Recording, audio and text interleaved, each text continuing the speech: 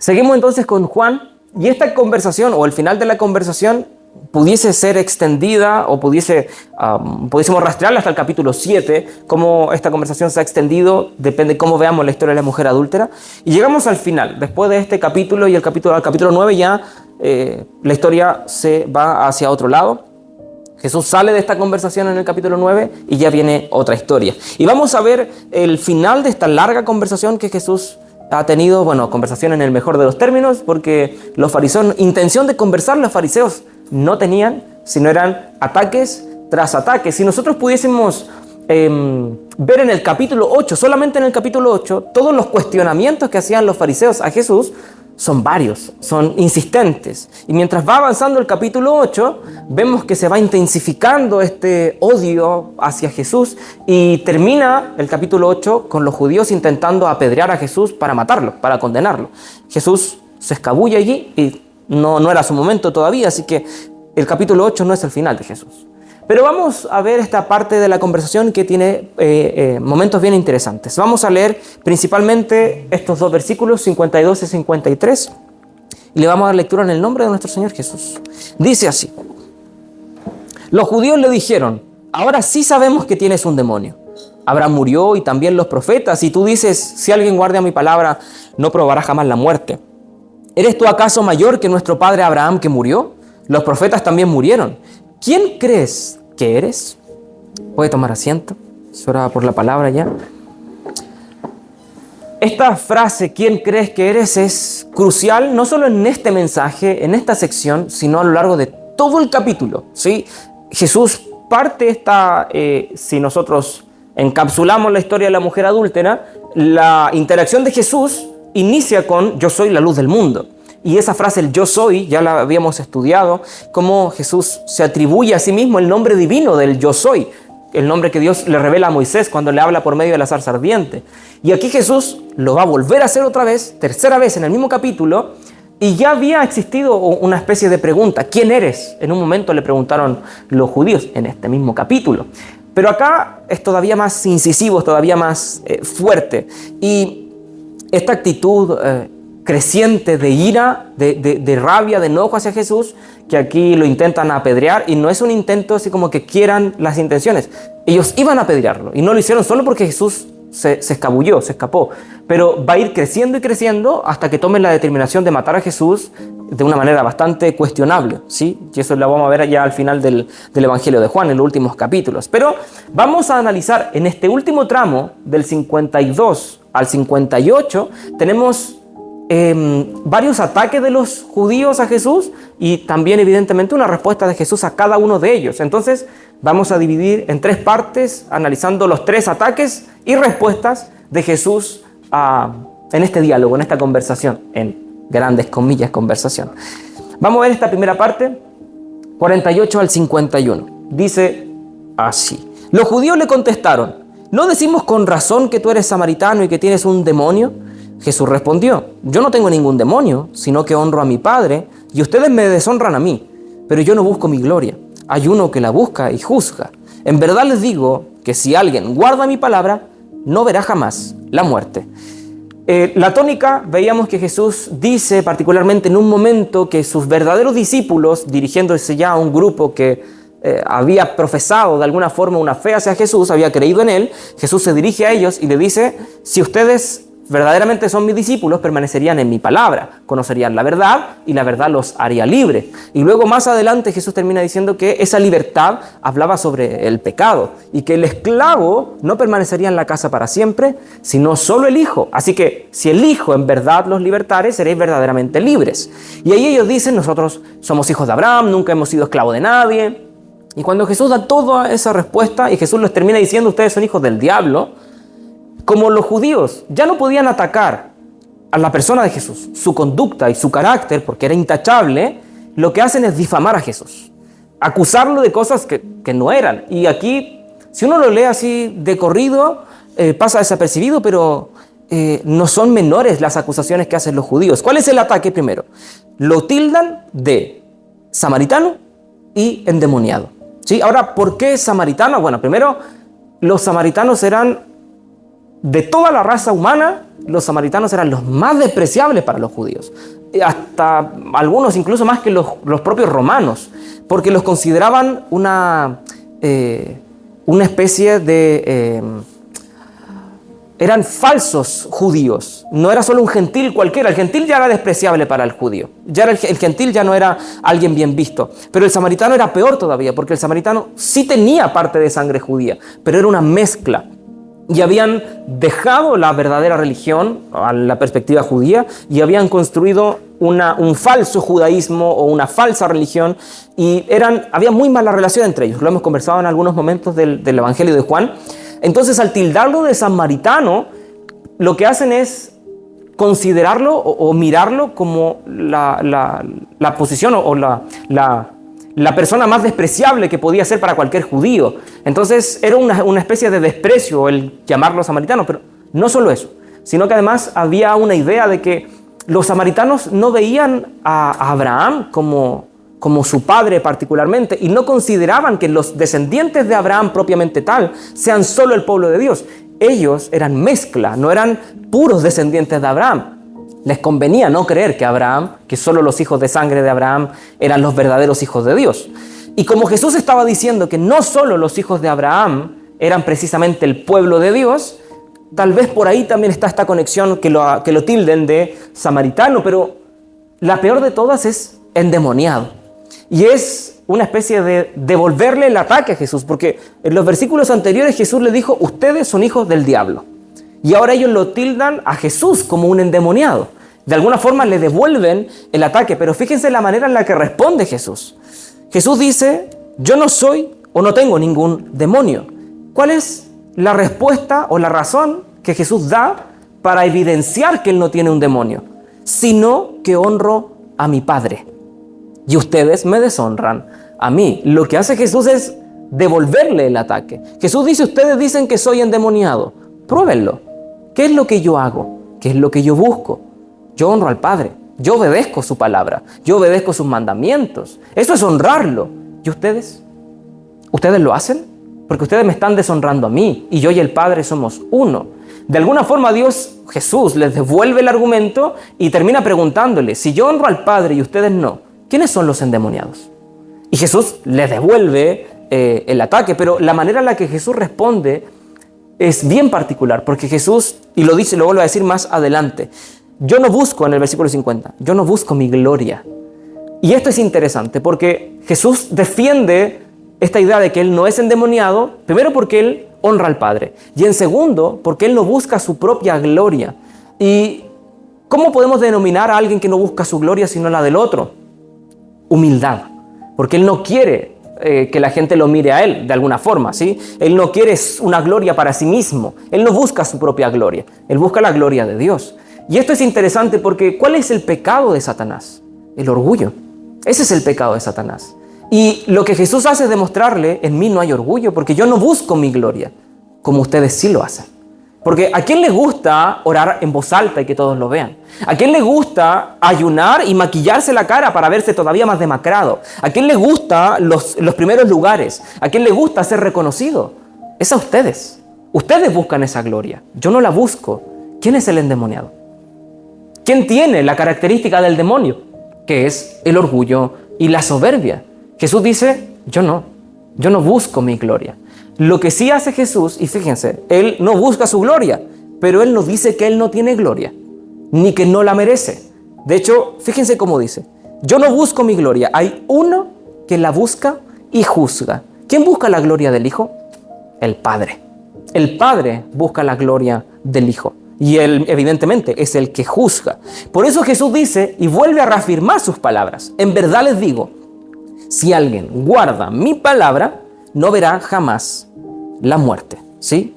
Y esto Jesús es lo que ha dicho, la misma idea la va diciendo de distintas maneras. El que permanece en mí, ese será libre, y el esclavo no permanece, sino el Hijo. Y si el Hijo lo libertare, seréis verdaderamente libres. Yo soy la luz del mundo, el que está conmigo no andará nunca en tinieblas. Y acá ya termina por aclarar todavía más el punto. Todo esto es tener vida eterna, ese es el punto, no morir eternamente, ¿sí? Acá ya es todavía más claro, porque aparentemente los judíos eran un poquito duros y no por capacidad intelectual. Son estos fariseos, estos líderes judíos que rechazan a Jesús, por eso no aceptan las palabras de Jesús, ¿sí?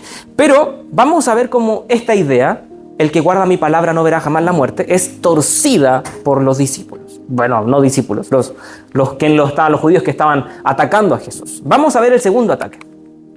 Versículos 52 al 56. Los judíos le dijeron: ahora sí sabemos que tienes un demonio. O sea, para ellos quedó claro, era evidente. Las palabras de Jesús lo que hicieron fue reafirmar su idea de demonio, que estaba endemoniado. Abraham murió y también los profetas. Y tú dices: si alguien guarda mi palabra, no probará jamás la muerte.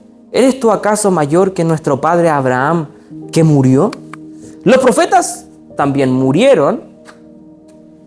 ¿Quién crees que eres? Eso es lo que leíamos al principio. Jesús respondió: si yo mismo me glorifico, mi gloria no es nada. Es mi Padre el que me glorifica, de quien ustedes dicen: Él es nuestro Dios. Ustedes no lo han conocido, pero yo lo conozco.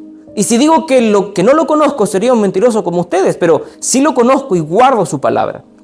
Abraham, el padre de ustedes, se regocijó esperando ver mi día, y lo vio y se alegró. No sé si así a primera vista no se ve, pero lo que hacen los judíos es torcer las palabras de Jesús. Y aquí lo vamos a ver explícito. Esas son las palabras de Jesús y estas son las palabras de los discípulos. Jesús dijo: si alguien guarda mi palabra, no verá jamás la muerte. Y los judíos, al citar a Jesús y responderle sus palabras, dicen: tú dices, si alguien guarda mi palabra, no probará jamás la muerte. Uno lo lee y dice: bueno, tal vez, no sé, están diciendo lo mismo. No están diciendo lo mismo. Cuando nosotros leemos así a buenas y primeras, bueno, ver y probar, el punto es que no va a morir, esa es la idea de Jesús. Y eso es lo que están criticando los discípulos, los fariseos, los judíos. Pero no es así. Lo que están haciendo es torcer la palabra de Dios. Y lo que demuestra eso es que justamente son muy buenos hijos de su padre, el diablo. Porque ¿quién es el que tuerce la voz de Dios? Es Satanás. Y esto es lo que están haciendo ellos. Cuando nosotros leemos el griego, notamos una cosa inmediato. No están diciendo la misma palabra. Jesús dijo algo y estos judíos lo citaron diciendo otra cosa. Las palabras ver y probar son distintas, no suenan parecidos. No es como que tal vez lo escucharon mal y ellos repitieron algo que Jesús no quiso decir. Porque Jesús pudo haberlo... Yo no dije eso, pudo haber dicho Jesús. No es lo que dice, la respuesta de Jesús la vamos a ver enseguida, pero lo que hacen es torcer la palabra de Dios. ¿Cómo la tuercen? Jesús dijo: no verá jamás la muerte. Y ellos se escandalizan en su incapacidad de ver más allá de lo físico y entender que Jesús está hablando de una realidad espiritual, más allá de esta vida. Ellos dicen: ¿cómo? Abraham murió, los profetas murieron, y tú dices que los que guardan tu palabra nunca morirán.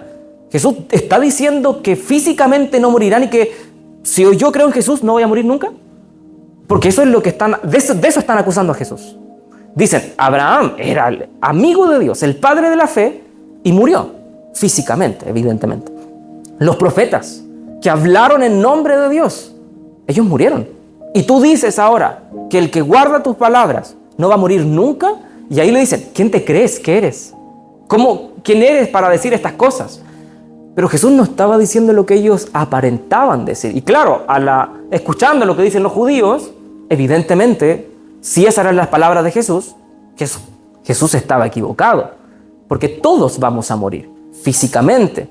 Pero Jesús nunca estuvo hablando de morir físicamente. Cuando Jesús dice: no verá jamás la muerte, la idea que hay detrás del concepto de Jesús, de la palabra que Jesús ocupa, es que la muerte no es el final. Vamos a morir, pero no vamos a permanecer de cara a la muerte. Como si fuese un umbral. La muerte la cruzamos, no la estamos mirando a la cara, porque la muerte es vencida. Pero la idea de los judíos, y por eso tuercen intencionalmente las palabras de Jesús, que en nuestro idioma no se percibe, pero en el griego sí. Cuando dicen no probar, están hablando de un sufrimiento. Jesús nunca mencionó la palabra o una idea que hablara de sufrimiento, pero los judíos, al citar las palabras de Jesús, sí hablan de sufrimiento. Y están refiriéndose a la muerte física y en cierta perspectiva a una muerte como sostenida, constante, que vamos a morir y ahí quedamos. Jesús no dijo eso. De hecho, las palabras de Jesús trascienden a la eternidad, que la muerte no es el final, vamos a vivir eternamente. Esa es la idea de Jesús detrás de sus palabras. Pero los judíos tuercen eso y lo tuercen evidentemente para poder difamarlo. Si no podían atacar su conducta, iban a ocupar las palabras de Jesús, las iban a torcer para poder cuestionarlo. Y lastimosamente, eso es algo que al día de hoy sigue sucediendo. Y también debo decir, no hay causa de orgullo en estas palabras. Muchas veces el mundo tuerce las palabras de Dios por culpa de creyentes, de nosotros mismos, que o no sabemos explicar bien ciertos pasajes de la Biblia o no sabemos defender bien las palabras de Dios. Y era algo que estudiamos los miércoles, creo. Cómo la Biblia nos llama a estar preparados para presentar defensa, a contender ardientemente por la fe. Y hay muchas veces en las que uno dice algo con respecto a Dios o estamos defendiendo nuestra fe y experimentamos algo muy similar a lo que Jesús aquí vivió. La gente toma nuestras propias palabras, que hablamos de las Escrituras, y las tuercen y dicen otra cosa. Y eso sigue siendo hasta el día de hoy, porque una de las cosas que hace Satanás es torcer la palabra de Dios. Recordemos que veíamos en unos mensajes cómo Corintios nos dice que el Dios de este siglo, de este mundo, Satanás, tiene entenebrecido el entendimiento de la gente para que no le resplandezca la luz del evangelio de la gloria de Jesús. Y en esa oscuridad, en ese entendimiento limitado, tuercen la verdad de Dios y no son capaces de aceptarla, aun cuando es evidente. Y yo he escuchado mucha gente que toma la Biblia, que la tuerce y no suena bien, suena irracional, suena tonto, ilógico. Y incluso gente que no es cristiana escucha esas ideas torcidas y dice, eso no es así, eso está mal. Creo que hemos comentado acá, hemos visto incluso algunas cosas de gente que cuestiona la Biblia y, por ejemplo, cuestiona ciertas historias de la Biblia o ciertos pasajes de la Biblia. Pero y citan textos, cuando uno ve ese texto y ve hacia arriba y ve hacia abajo, no dice por ningún lado lo que ellos pretendían decir. Está completamente distorsionado. Y es porque hay una intención deliberada de torcer las palabras de Dios. Por eso nosotros debemos estar atentos, debemos estar preparados. La Biblia dice que Satanás llegaría a engañar, si fuera posible, aún a los escogidos. Qué bueno que no es posible, ¿sí? Pero eso no significa que no podamos ser confundidos con ciertas cosas. Por eso debemos estar atentos. Evidentemente Jesús no estaba confundido, ni Satanás pudo tentar a Jesús al justamente torcer la palabra cuando lo tentó en el desierto.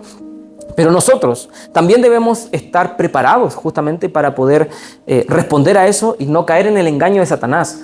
Eva cayó, Adán cayó, muchos han caído.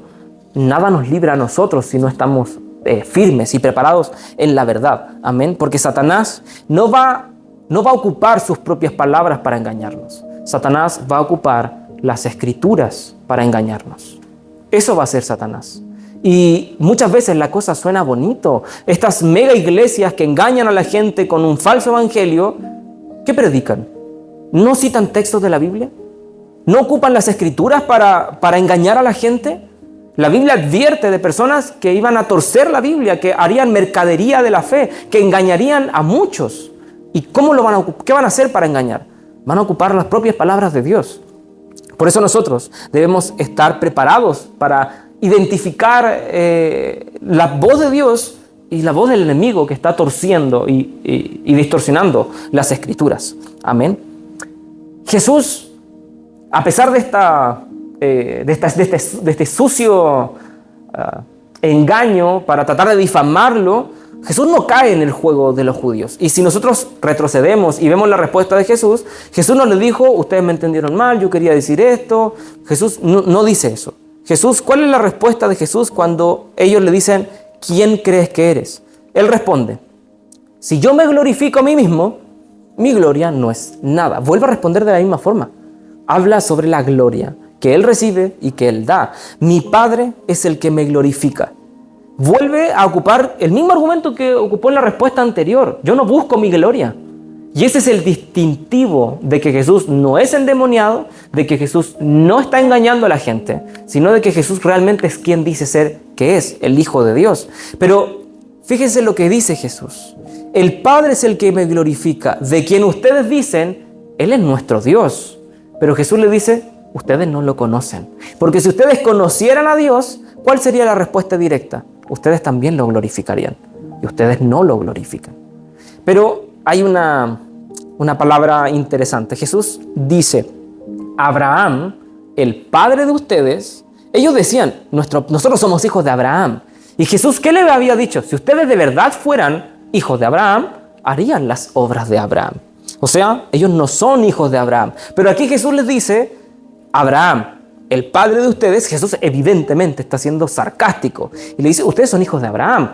Evidentemente no son hijos del diablo, en ustedes no hay orgullo, ustedes glorifican a Dios, son hijos de Abraham. Abraham, el padre de ustedes, dice, se regocijó esperando ver mi día y lo vio y se alegró. Lo que estaba haciendo Jesús, evidentemente en un tono sarcástico, pero lo que está haciendo Jesús es volver a mostrarle lo mismo que ya hizo anteriormente. Abraham confió en mí, creyó en mí, ustedes no. Abraham me recibió, ustedes me rechazan. Ustedes no son hijos de Abraham. Ahora lo que está haciendo es nuevamente demostrarle que ellos no son hijos de Abraham, porque dice, Abraham esperó mi día, Abraham vio mi día y Abraham se alegró. Yo estoy con ustedes, me están viendo de una manera en la que Abraham no, y aún así me rechazan. Ustedes no son hijos de Abraham. Pero aquí evidentemente salta una idea. ¿Cuál sería? ¿Cuál sería la pregunta en este concepto? ¿Cómo Abraham vio a Jesús? ¿En qué momento, en qué parte de la Biblia sale eso? Bueno, aquí Jesús dice, Abraham vio mi día, lo esperó y se regocijó. Hebreos también habla sobre esto. ¿A qué se refiere con el hecho de que Abraham vio el día de Jesús? Hay distintas interpretaciones y no es que estén malas, sino que pueden ser perfectamente complementarias. ¿A qué significa que Abraham vio el día de Jesús? Hay unos que interpretan esta idea cuando Abraham, la Biblia dice que él fue justificado por la fe, que eso es algo que solo puede hacer Jesús. Eso es ver la obra de Jesús en él. Eso es una idea. Otra es que Hebreos dice que Abraham creía que aún de las cenizas Dios levantaría a Isaac, creyendo en la resurrección de los muertos, de quien Jesús sería la primicia. Y eso también apuntaba a que Abraham vio ese día de Jesús, ¿sí? Y otra perspectiva es que Abraham tuvo encuentros especiales con el ángel del Señor. Tuvo visitaciones especiales en donde vio una manifestación de Jesús antes de que Jesús se encarnara, ¿sí? O que de otra forma Abraham entendió el evangelio de Jesús y vio de alguna forma esa cruz de Cristo. Y Abraham creyó en Jesús aún sin conocer a Jesús. Y esa fe le fue contada por justicia. Entonces, esa es la idea de que Abraham viera el día de Jesús o viera a Jesús y se regocijara. Porque Abraham está en el libro de Hebreos en una lista de personajes como los héroes de la fe o los mayores exponentes de la fe. Pero Hebreos en particular es de una forma bien particular porque Hebreos dice, todos ellos creyeron, pero ninguno de ellos alcanzó la promesa. Nadie alcanzó la promesa. Pero todos creyeron en esa promesa. ¿Y cuál fue la promesa que Dios le dio a Abraham, que fue el primero en recibir la promesa? Que por medio de él serían benditas todas las naciones de la tierra. Y Abraham creyó en eso. ¿Y quién cumpliría esa promesa? Sería Jesús. Y esa es muy seguramente a lo que se refiere Jesús, con que Abraham vio el día en que realmente uno de sus descendientes bendeciría a todas las naciones de la tierra. A eso se refiere. Y estos judíos que tenían al hijo de Abraham allí, al descendiente, al cumplimiento de la promesa que Dios le hizo a Abraham, no estaban creyendo en él. Eso demostraba que ellos no eran verdaderos hijos de Abraham, ¿sí? Y último ataque. Y aquí llegamos al final del capítulo. Verso 59, dije 58 hace un momento, hasta 59. Por esto los judíos le dijeron, aún no tienes 50 años, ya has visto a Abraham nuevamente, bien corto y esto sería muy entendible si estuviéramos hablando de gentiles que nunca han escuchado la palabra de Dios. pero ellos eran maestros de la ley. Por eso Jesús le dijo a Nicodemo, yo te estoy hablando de cosas espirituales, ¿tú eres maestro y no entiendes lo que te estoy hablando? Porque ellos deberían haber entendido todas estas referencias, pero hay algo que les quedó muy clarito. Jesús les dijo, en verdad les digo, que antes que Abraham naciera, yo soy. Eso lo entendieron clarísimo. ¿Y cómo respondieron? Entonces tomaron piedras para tirárselas, pero Jesús se ocultó y salió del templo.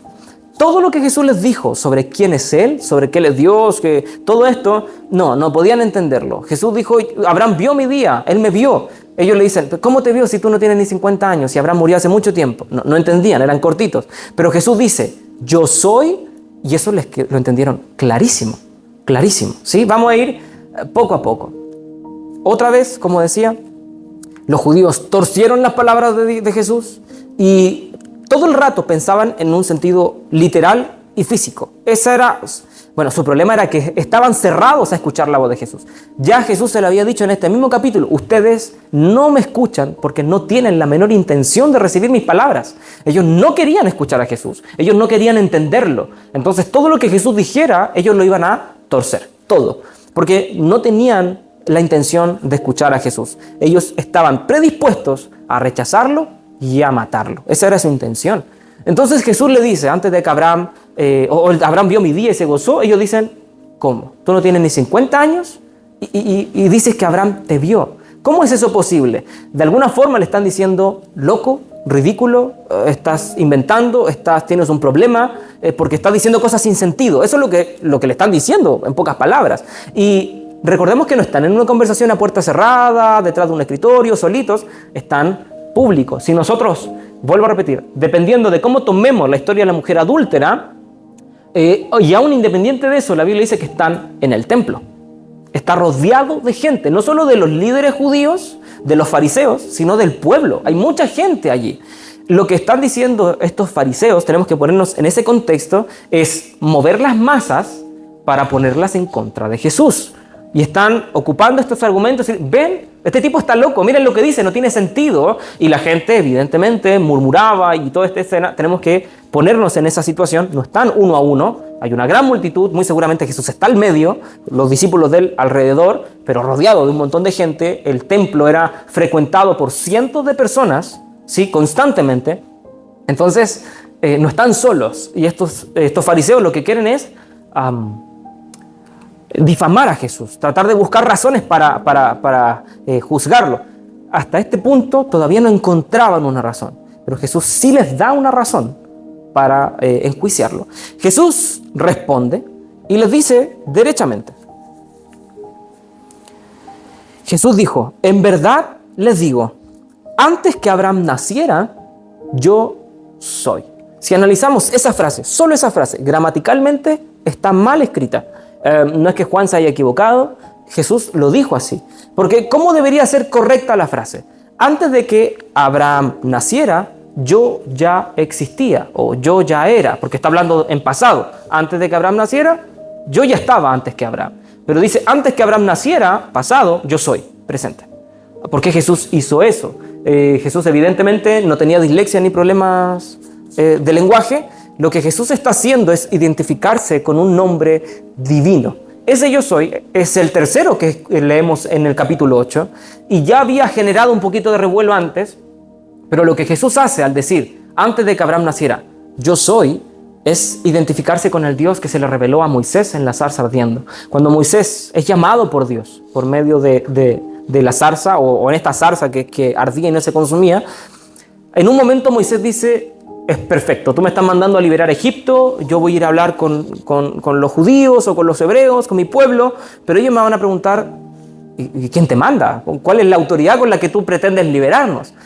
¿Qué les voy a decir? Dice Moisés. Y ahí Dios le dice, diles que el yo soy te ha mandado. Y ese es el nombre que hoy día nosotros conocemos como Jehová o Yahvé o Yahweh, que es yo soy. Ese es el nombre de Dios o uno de los nombres de Dios, en donde Él se identifica a sí mismo como un ser que tiene existencia propia, no necesita nada externo, pero además habla de aquel que era, aquel que es y aquel que vendrá. Algunos lo interpretan esto como el Dios que existe eternamente sin nada ajeno a Él. Nosotros necesitamos cosas para existir. Sin aire, morimos. Sin sangre, morimos. Sin órganos, morimos. Sin alimento, morimos. Sin agua, morimos. Necesitamos de muchísimos factores y cosas para existir. Dios no necesita nada, nada. Él puede hacer así y eliminar toda la existencia y Dios sigue siendo Dios y Él no va a perder absolutamente nada de su divinidad y poder. Y esta idea habla de que Dios siempre está en un estado presente. En Dios no existe el pasado, en Dios no existe el futuro, en Dios no existe el presente, porque en Dios no hay tiempo. Hay una alabanza que dice el tiempo está en su mano, como si fuera algo, porque ya es algo fuera de Dios. Él creó el tiempo. Dios no hay un pasado de Dios, no hay un futuro de Dios. Dios siempre es el mismo ayer, el mismo hoy y el mismo por siempre. Cuando Jesús dice, antes que Abraham naciera, yo soy, Jesús está diciendo, yo soy Dios.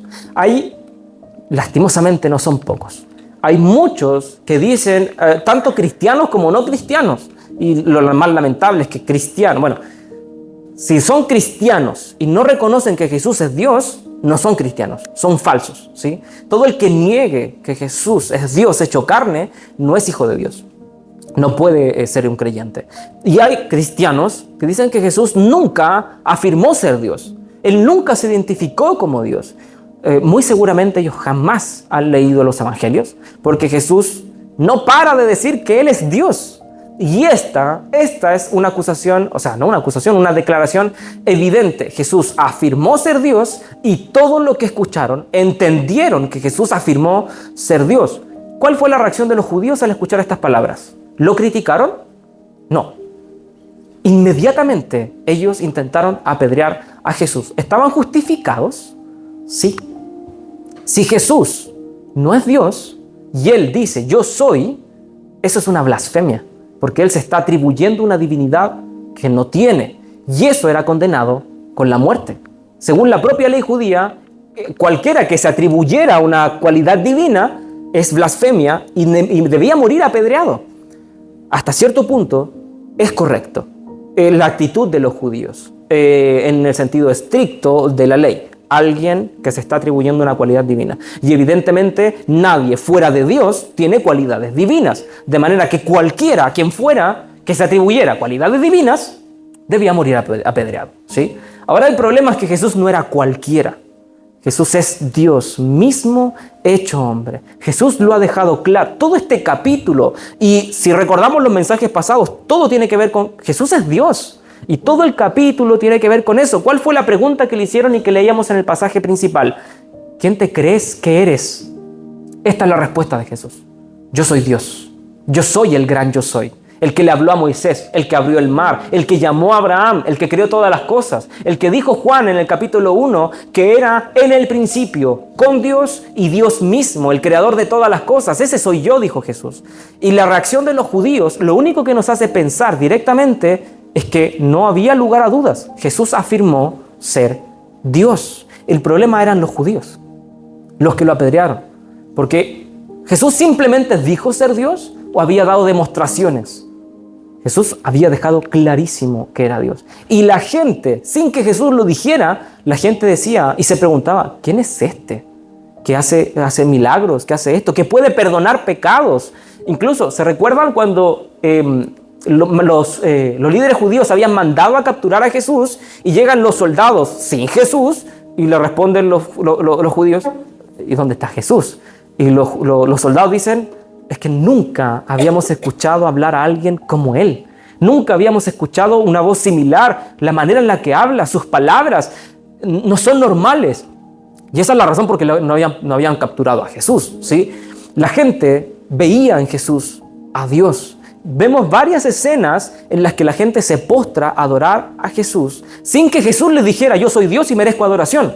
La gente entendía que Él era Dios porque era evidente. Lastimosamente, hoy día para muchos no es tan evidente. Si Jesús es Dios, ¿cuál es el problema con todas estas afirmaciones que Jesús ha hecho hasta este punto y que todavía le quedan más afirmaciones mientras vamos a ir viendo el Evangelio de Juan? ¿Cuál es el problema de estas afirmaciones si Jesús es Dios? Ninguno.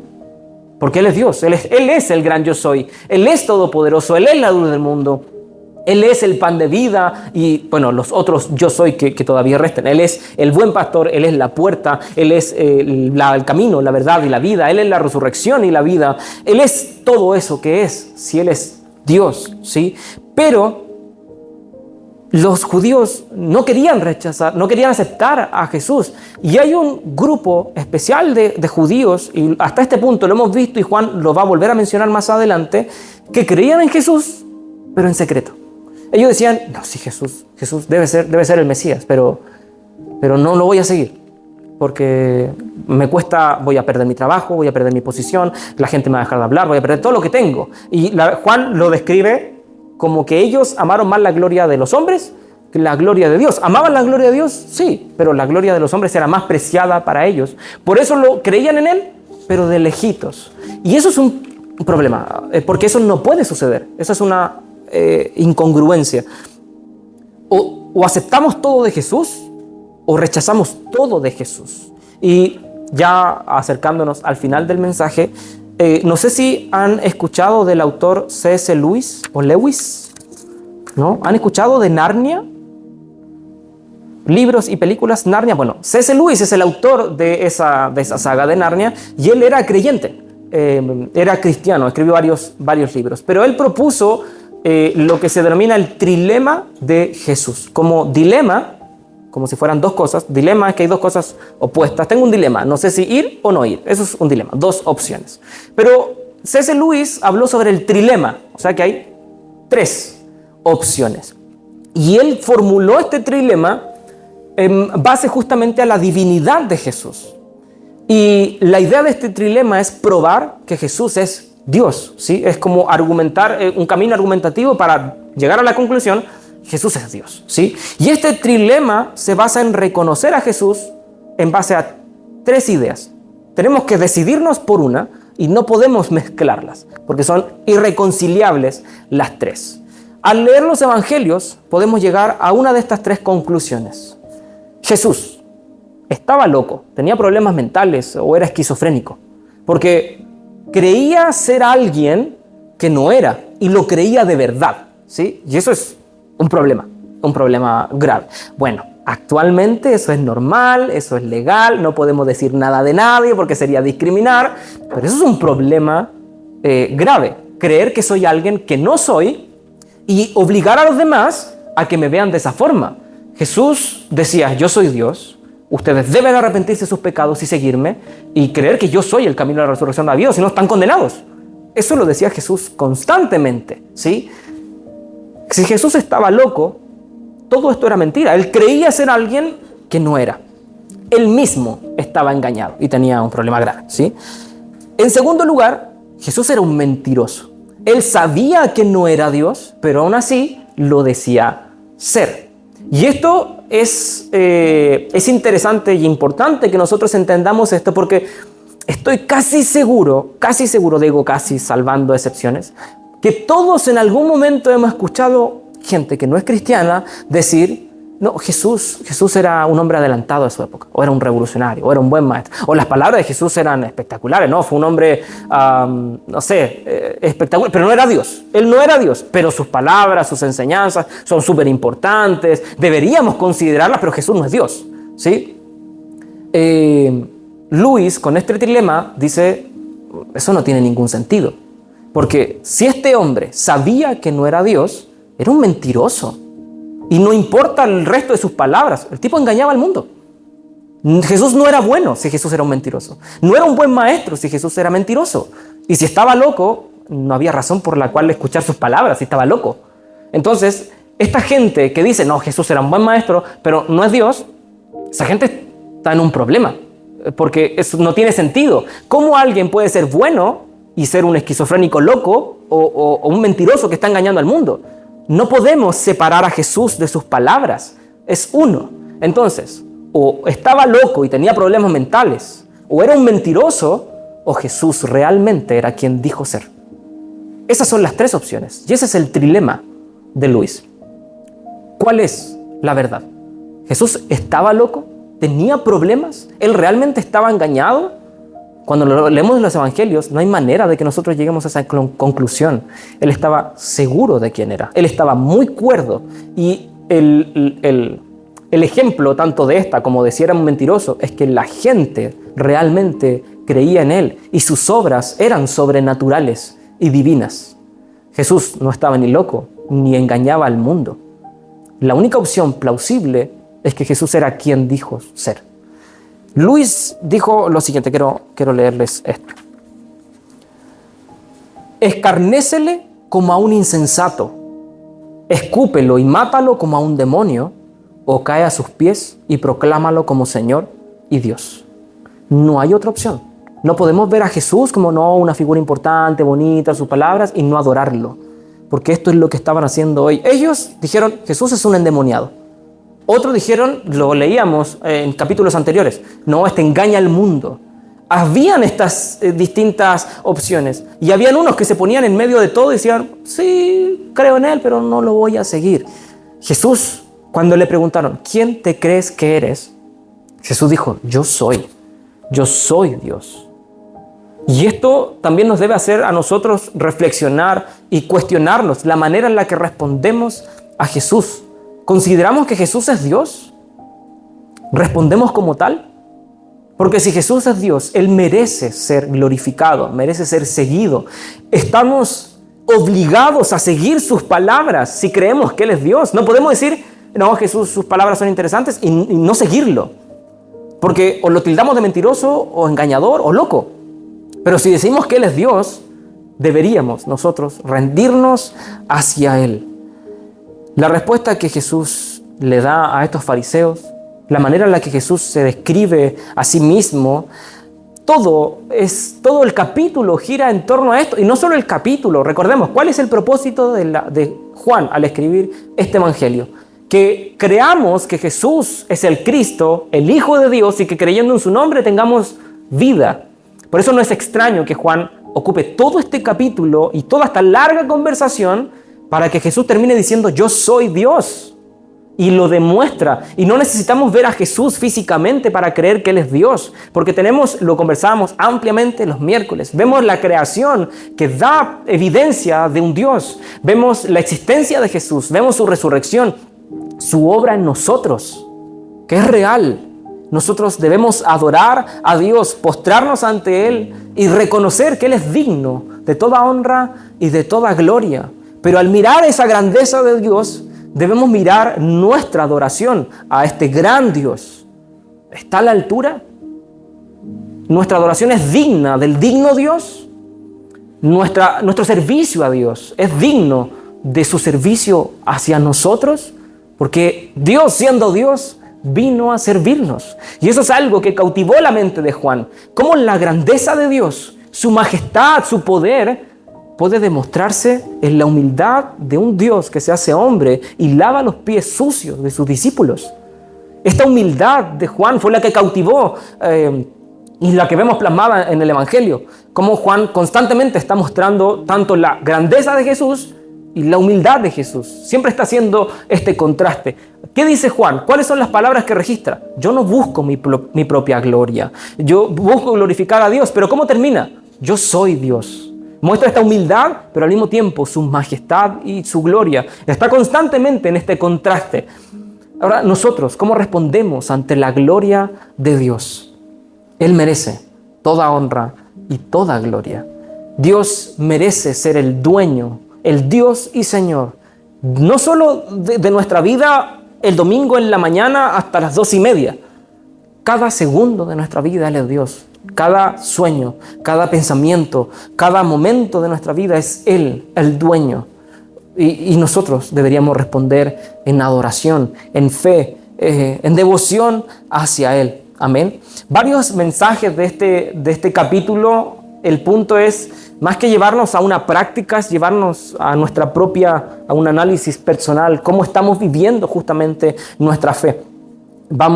Mensajes que siguen más adelante, evidentemente tienen otra perspectiva, pero si miramos hacia atrás o miramos el canal de YouTube de la iglesia donde están los mensajes, también puede ser, vamos a ver que la conclusión es para analizar nuestra propia fe. Y si miramos hacia atrás, varios capítulos de Juan, lo que hace es mostrarnos la fe de gente que creía creer en Jesús versus aquellos verdaderos discípulos, o la aparente fe de gente que quería seguir a Jesús, pero que es confrontada por el propio Jesús y les dice, si quieres de verdad creer, debes saber que así es un verdadero creyente. Cuando Jesús dijo, si ustedes de verdad son mis creyentes perseveran en la verdad y todo eso. Que este mensaje también nos lleve a analizar la manera en la que glorificamos a Dios. Y si es que nuestra vida realmente es un canto de adoración a este Dios que ha dado todo por nosotros. Él es Dios y Él merece ser adorado. Amén.